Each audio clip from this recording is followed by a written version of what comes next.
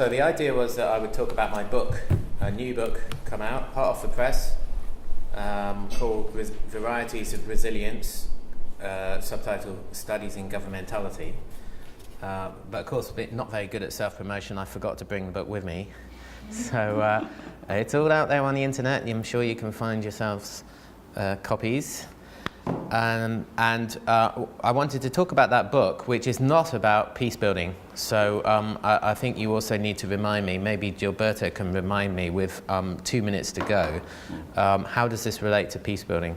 Because obviously there's no point in me talking if it doesn't.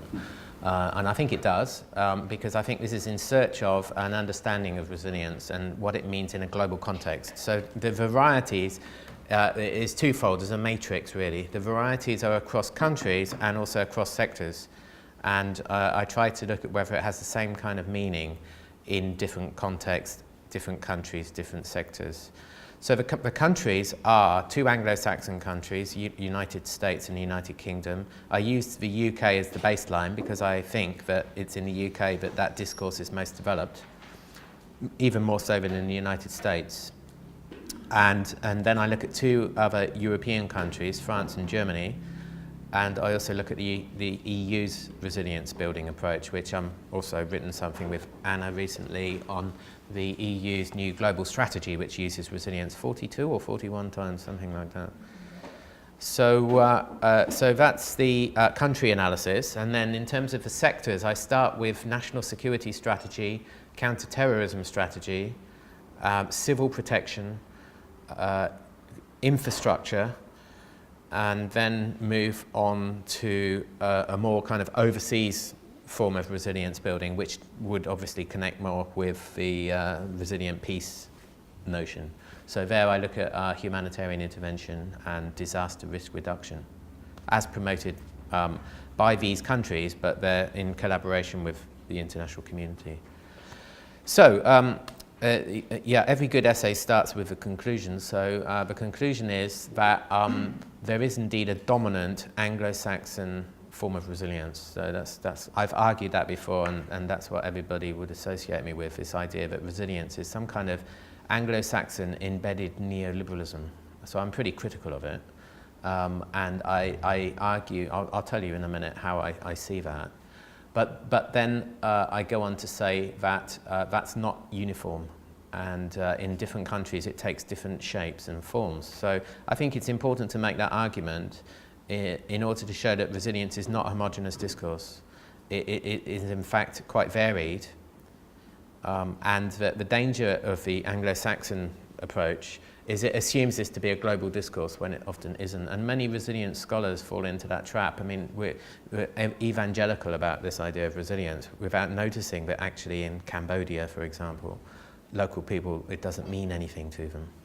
And if the government of Cambodia starts to pick up on resilience, is that because local people have asked them to pick up on resilience, or is it because they're trying to engage with the international donor community?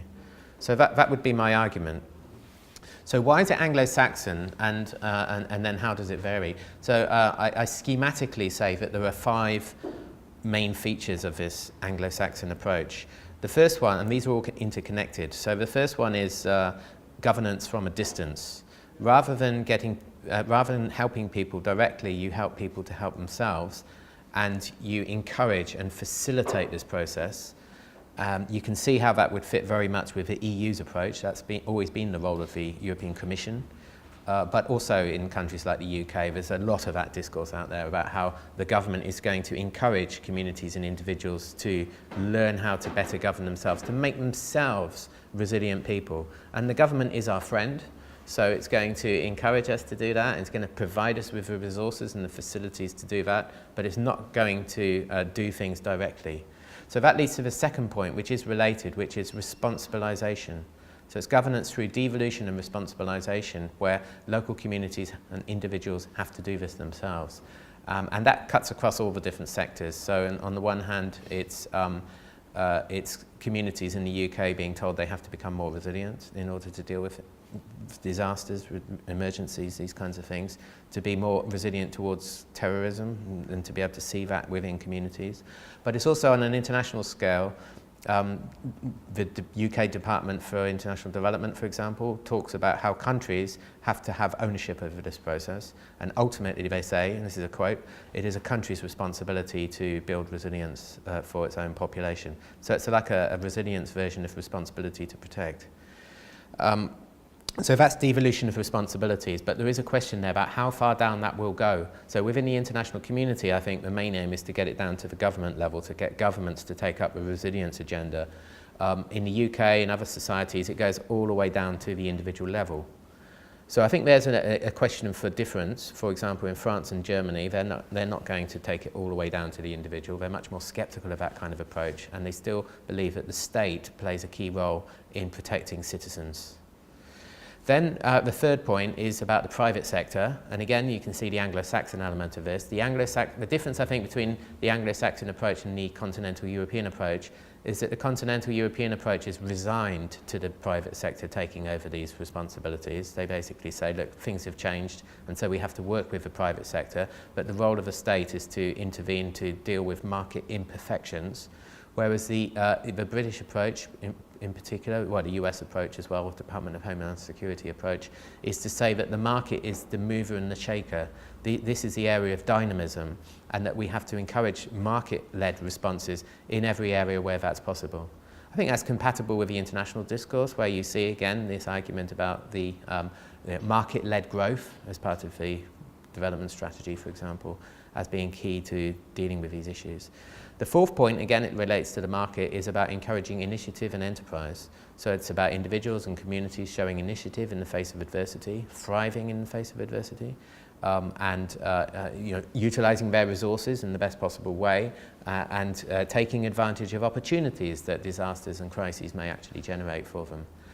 And the fifth point is connected to that again, is a transformational approach to resilience, which we kind of got something of that in the first presentation, where the idea behind resilience is to actually not just bounce back, but bounce back better, or even to completely transform social relations in that process.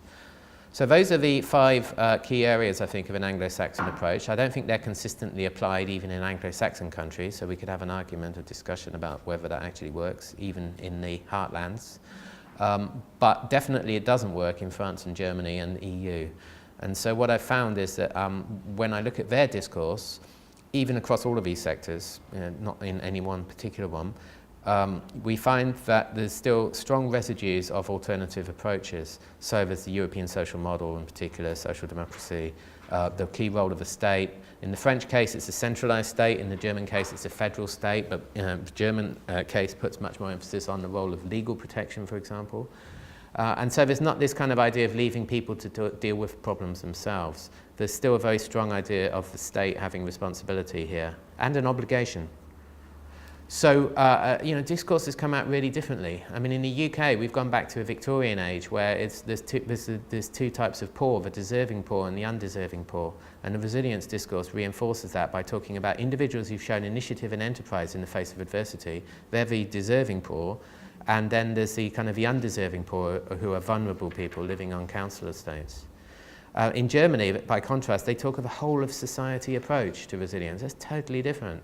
In France, they talk about social solidarity, dare I say it.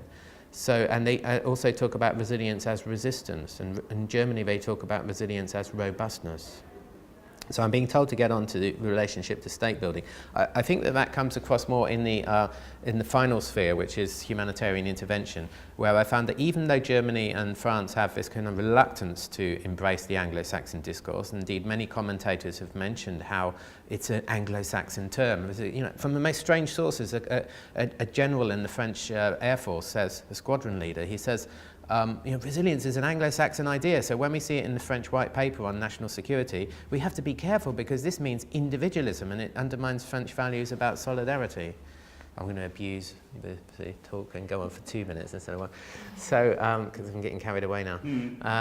So for me, that's kind of interesting, how that kind of resistance, reluctance to embrace this Anglo-Saxon discourse, and yet there's also an inevitability that they have to embrace it because everybody else is talking about it. But where can the French and the Germans really embrace it more? Not in relation to their own people, but in relation to doing things to others. And so that's why I think the Anglo-Saxon form is much more openly embraced in GIZ and in the FD in France, the two development agencies, where they use this discourse more strongly, although it's still conflictual.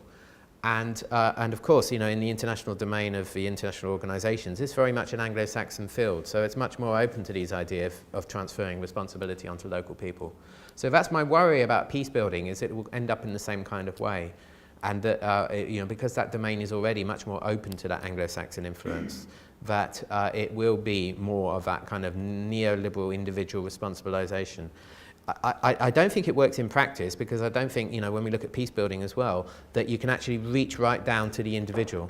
And so in effect, what often development agencies do is try to reach down to the government level and to make the government responsible for its own citizens, R2P style.